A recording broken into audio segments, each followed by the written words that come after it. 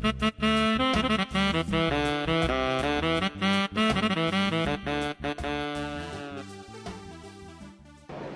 الله الرحمن الرحيم أدبر أمور حسنها كسوق إبنك كان قالوا كذا عي أو بنتلان إنفستمنت فورم قدام بدل ما كانوا نميل أو جماعة السيارة أنا وحنا علي باشي يدين يقرأ في تاريخ زامبيا الصومالية رونهان في صفة عنه أنا لسه دوي فكرة بدل يورنتي يعيدون بين والسكول أفسري وحكلوا فرحنا نوع هيدا على كلنا مدحونها وأنا كلها والله ما أعرف فرصتها كذا إيو سيدي حلوة ولا غوان كرو سيفي عن أورنتي كدوان سيدي هراء بانو كو عرقناي هوش النظام كو سعودة إيو دول النمدة إيو سيدي هرنتي حسعودان وأنا كو فرح سنة هاي وشدد أقولين ماشي عن واحد هاي إنه ودنك وحلوة قبطو مغال وسو عليو شغال عبورو نبدا لا أتكيو وحان سوى كلنا إنه برنامج شغال عبورنا نوعية وحشارة نوعية وآه waxaa loo yaqaano green net houses oo ah small scale yaryar ah beeralay ilaa 3 kun ah inaan tababarnaan rabnaa qalabna aanu siino of course qalabka waa laga iibinayaa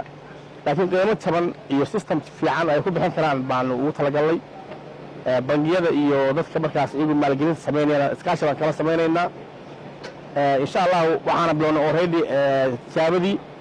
waxaan rajaynaynaa muddo bil gudaheeda inaanu maartay aan production-kii oo dadkuna ay dareemaan waxtarkeeda muhiimadda ugu weyn waxa weeye in la soo siyaadiyo wax soo saarka iyo in la abuuro shaqo lacagta adag oo dibadda looga keeno khudaarta sida yaanyada iyo basasha iyo baradhadana ay noo baaqato waana arrinta nagu weyn oo aanu samaynayno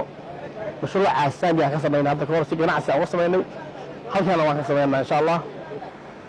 waxaan aad ugu faraxnay oo u soo dhaweynaynaa initiative-ka ama ujeedada dawladda Puntland maanta ay ka qabatay oo dawladdii ama dawlad goboleedkii ugu horeeyay oo sameeya investment forum oo noocaan oo kala waxaan ku faraxnay waxyaalaha la soo bandhigay oo wasaaradda iyo dawladdu ay wada qabaan oo aan ka qayb galnay waxaan maanta waliba la qabaynay oo fursad u helay inaan la qabayno madaxweynaha Puntland madaxweyne Said Abdullahi Deni oo si faahfaahsan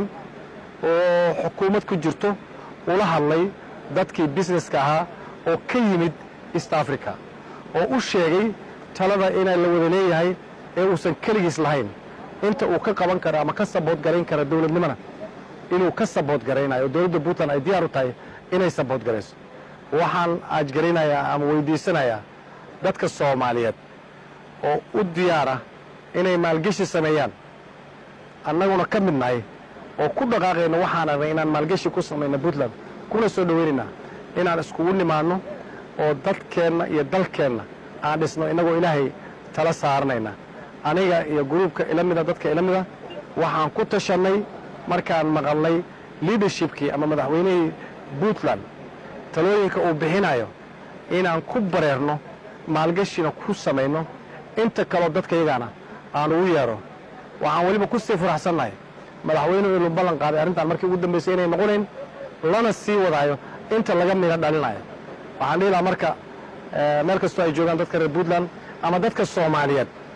inay ku soo dhawaadaan maalgashigan isaga